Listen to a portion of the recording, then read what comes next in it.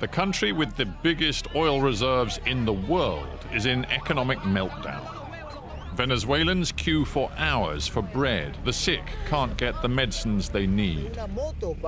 Violent crime is thriving in the chaos. Caracas is now the world's most dangerous capital. Hello, Stephen. This is Hugo. Hugo Chavez's socialist revolution has lost its charismatic leader, but not yet its grip on power. Opposition to Chavez's successor, Nicolas Maduro, is mobilizing. The National Assembly is at war with the government. Venezuela is on the brink of a terrifying descent into darkness. Can anyone pull it back from the brink?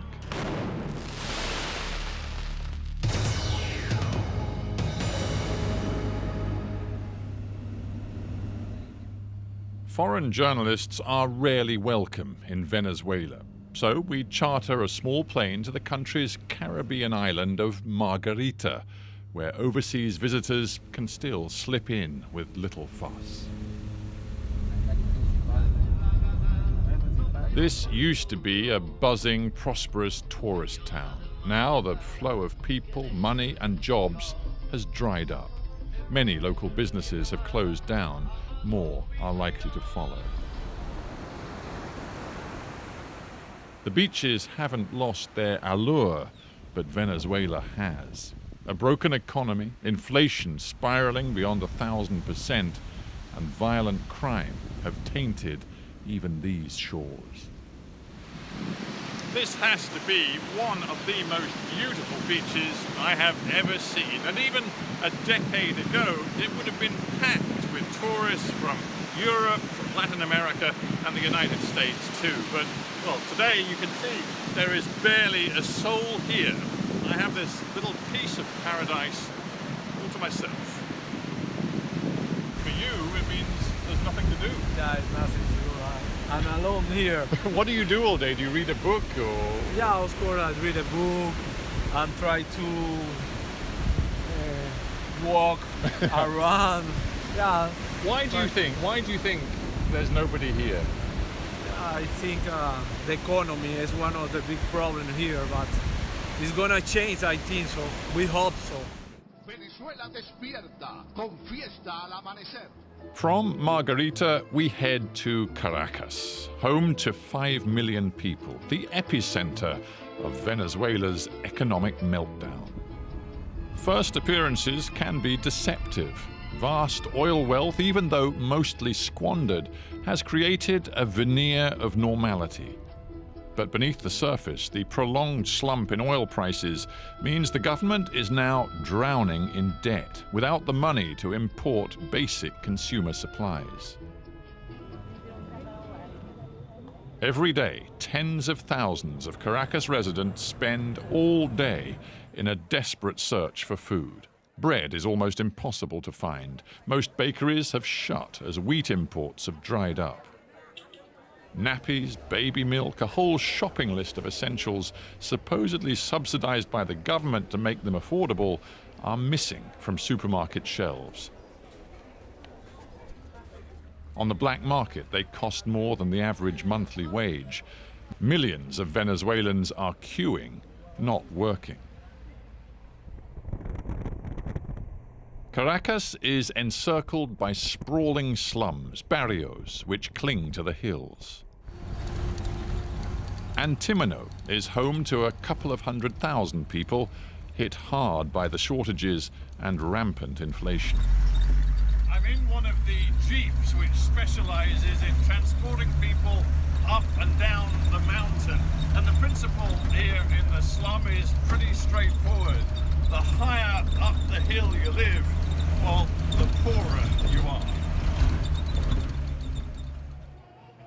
The irony here in Caracas is that the poor have some of the best views, and much of the housing here really isn't too bad. Hugo Chavez poured an awful lot of money into the slums like this, but the problem for people living here right now is simply making enough money to eat.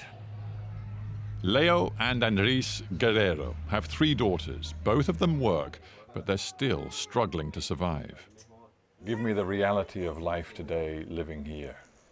Bueno, yo trabajo en mototaxi, no me alcanza para comprar esas cosas, por lo menos yo trabajo y lo que hago diario es para medio comer, pues, porque todo está caro, no se encuentra nada y todo hay que comprarlo bachaqueado, pues. Y por lo menos a veces para comprar pan hay que calarse 3, 4 horas y a veces ni uno llega y se acaba. You talk about despair, Leo, but are you also angry? Sí, me da rabia, me desespera, me estresa.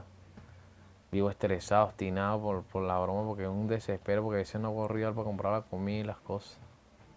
You have a picture of Hugo Chaves and Nicolas Maduro here in the house. Do you still believe in the revolution? No, yo no creo ya en ninguno. Por lo menos, bueno, ya Chávez está muerto, pero Maduro yo no creo en nada. Siempre se anda equivocando, tiene muchos errores en hablar. Y cada palabra que él dice no me convence. No creo en ninguna de esas posiciones, para nada. Thanks to the highest inflation rate in the world, the value of the bolivar has collapsed. The US dollar is king. Venezuela has 3 exchange rates. The strictest official one is 10 bolivars to the dollar. But out on the street, the black market rate is 4,000 to 1 greenback, a reality that fuels inequality and crime. Buenas tardes, Carlos. I need to change money. Thank you for coming.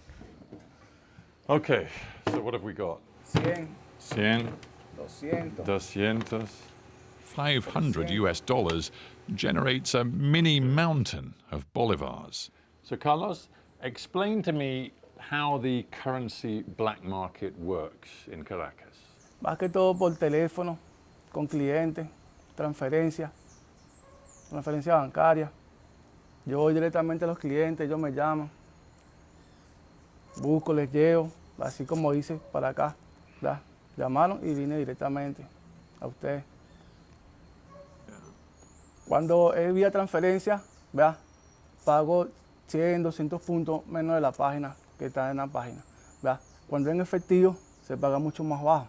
Carlos, do you feel like a criminal? Because this is the black market. It's illegal. There is an official rate for exchanging dollars for bolivars, and you're giving a black market rate. You are a criminal. No debería sentirme como un criminal porque no ha cometido ningún delito. ¿Verdad? El caso que tú compres en el mercado negro, ¿verdad? No es ser un criminal, sí tiene que estar uno pendiente, ¿verdad? Con quién trabaja.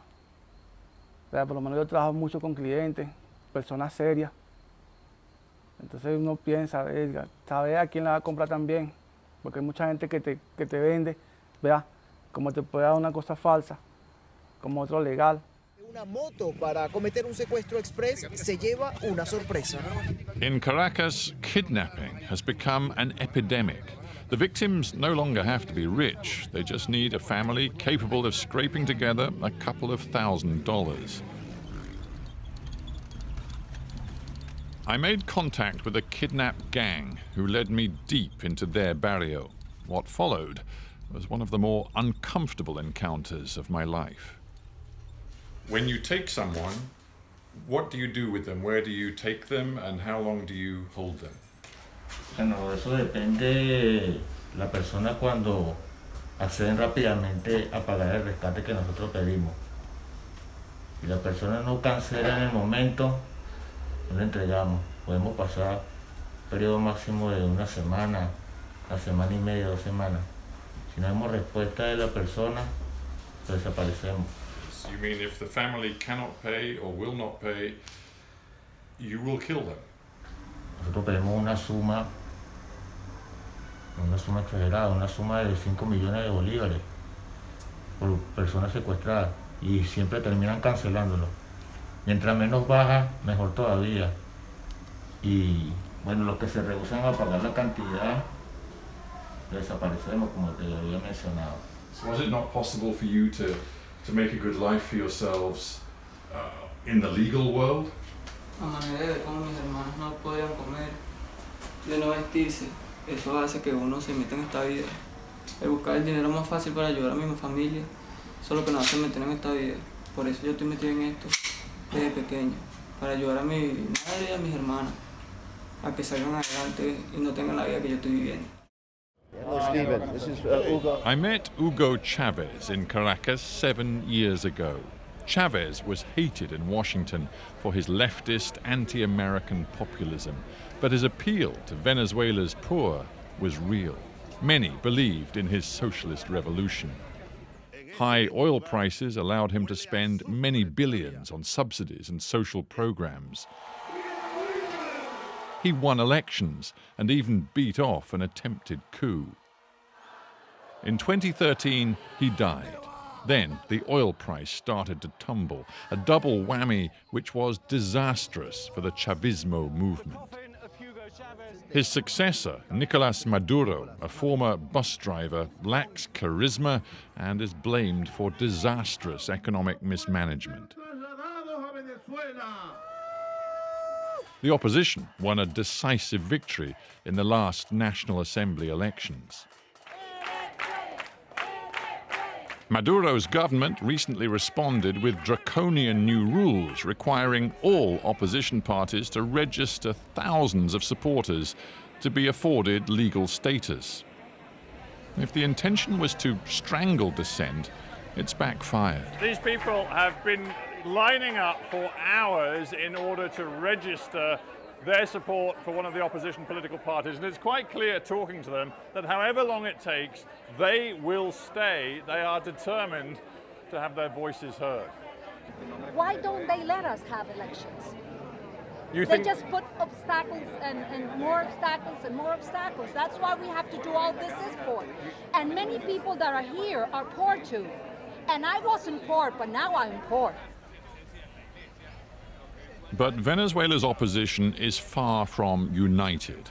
There's a multitude of competing parties, egos, and agendas, and an age-old problem. Can parties rooted in the upper and middle classes win over the poor?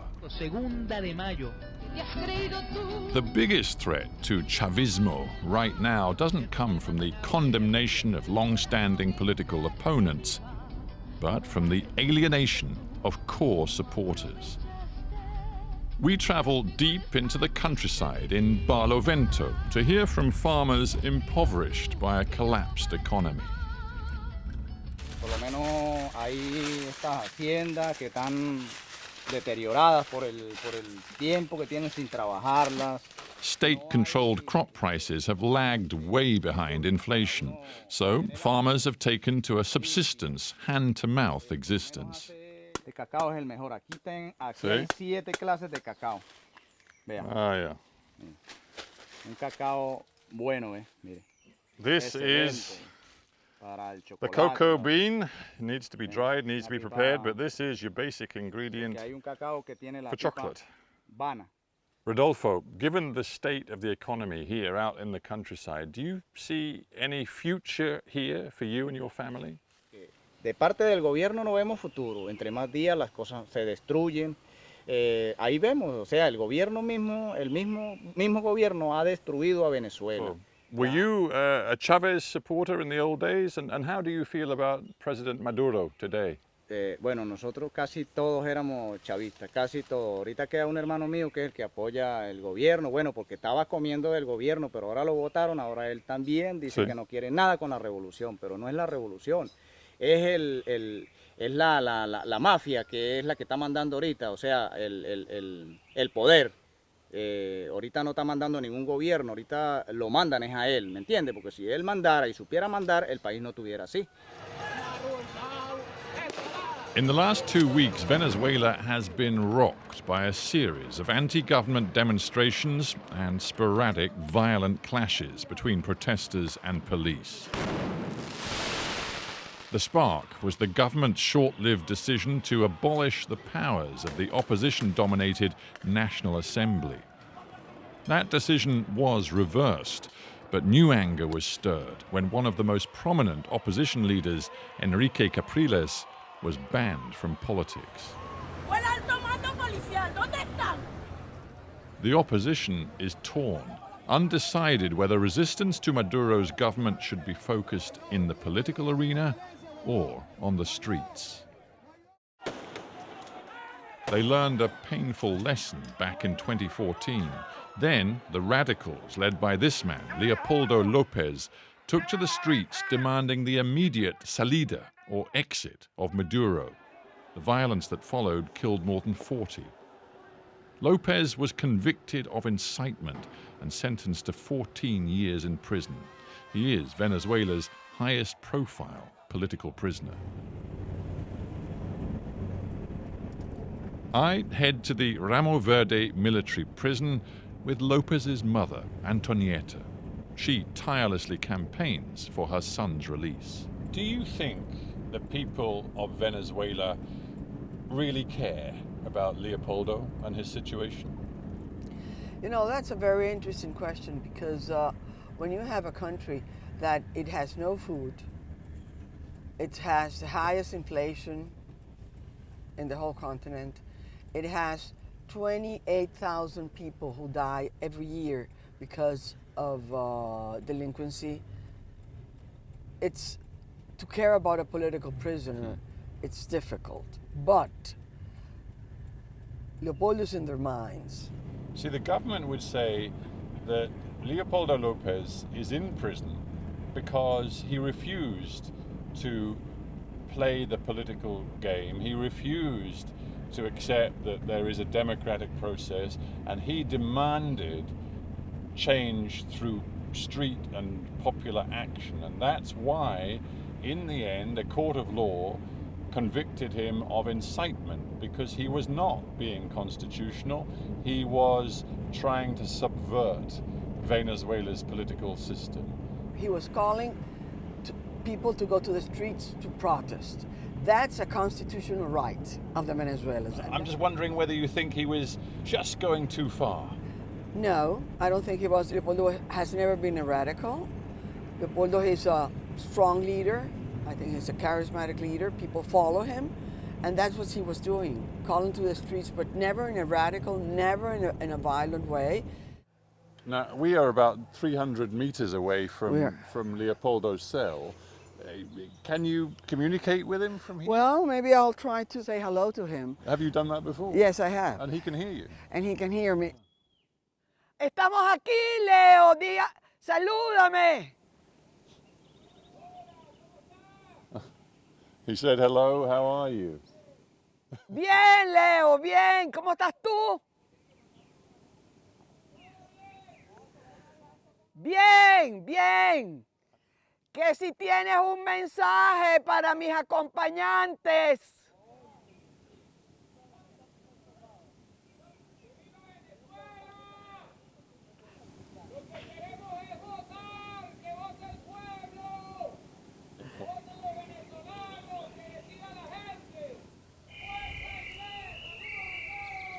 Fuerza y fe. Force and faith.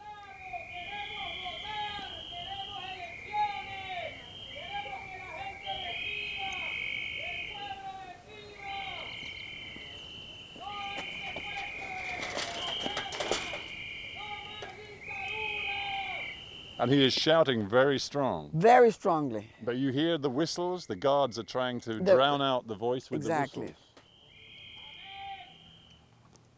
I don't know if you can hear all of this, but his voice, Leopoldo Lopez's voice, is coming across very clearly. It's a 300-meter distance from the prison tower where he's being held, but we can hear his voice so strong, so clear. And for you, this must be quite moving, quite emotional to hear your son's voice like this. For us, being having such a limited opportunity of having our voice out internationally, and to have you here, that you can see, that you can feel, it's very important. Of course. It's worth taking the message out. And you, as a witness of what's his whole confinement. Where do you find your strength from? From him. When you listen to that cause, to those messages, and we're out here, well, this is what we have to do. We have to put the best of our mind, experience, emotions, physical strength to go on with this. Look at them. Look at the Well, guards. a jeep has just come out of the prison. See, maybe they'll take your camera. Maybe they want to talk to us.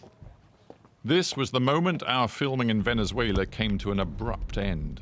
As the military police approached us from the prison, we attempted to leave.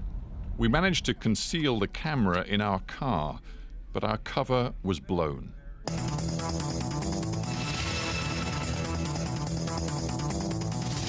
Yayan Orreali es un periodista de investigación y es especializado en el arte oscuro de la filmación secreta y junto a Stephen Sackur desarrollan un programa de entrevistas que generan polémicas al estilo HARDtalk. Within hours, state media accused HARDtalk of illegally entering the country and filming in a prohibited area. Producer-director Ian O'Reilly was detained and interrogated by police intelligence for 24 hours before being deported. I slipped out of the country the next day.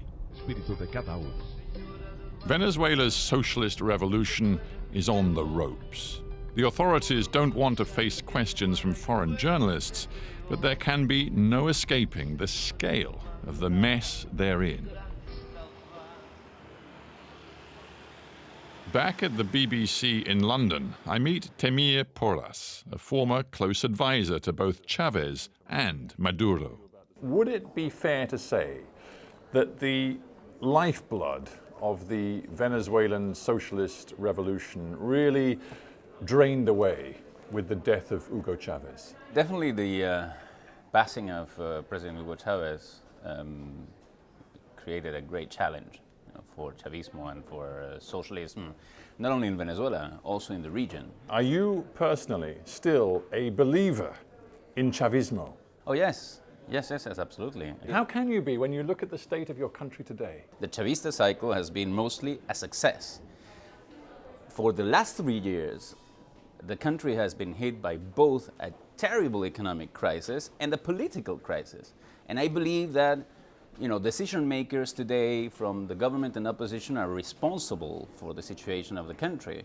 But what I do not agree with is this view that the Chavismo is a failure, that the left is not viable in Latin America, and that now we should all espouse, conservative, free market oriented policies. You worked as a senior advisor to Chavez. You, for a short while, were a very senior advisor to Maduro. You also you were the boss of the Sovereign Wealth Fund. So you are better placed than almost anybody to explain to me how come Venezuela is steadily going bust when you have had hundreds of billions of dollars in oil revenues.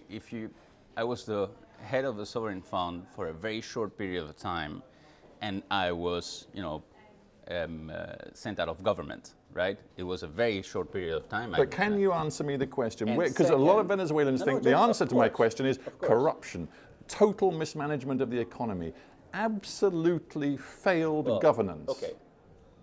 One thing, first, where has the money gone? Come on. Venezuela experienced economic growth, for most of the Chavista period and for most of the President Chavez's cycle.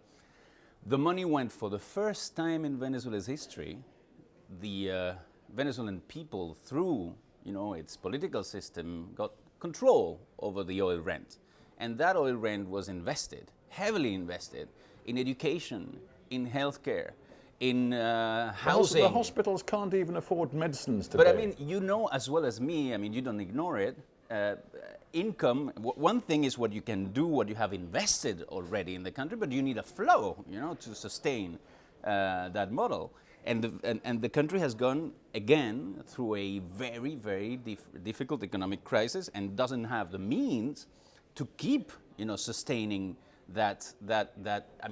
So what you're saying is that all of the money spent during the Chavista years was spent in a way that was not building a sustainable economy. No, because absolutely it patently not. is not sustainable. That's not what I'm saying. That's not what I'm saying. I say that when you have an external shock, like my country suffered, you need to adapt. You need to adapt your policy. Probably the policy set that you had when the oil price was at $100 is not exactly the same policy set that you need today.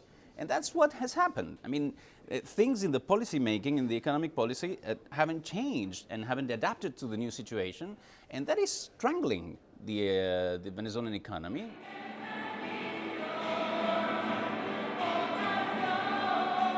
Venezuela should be the richest country in Latin America. Instead, it's the most chaotic, the most gratuitously mismanaged. Its people have been wearied by the struggle to survive, and it's hard to see where salvation is coming from.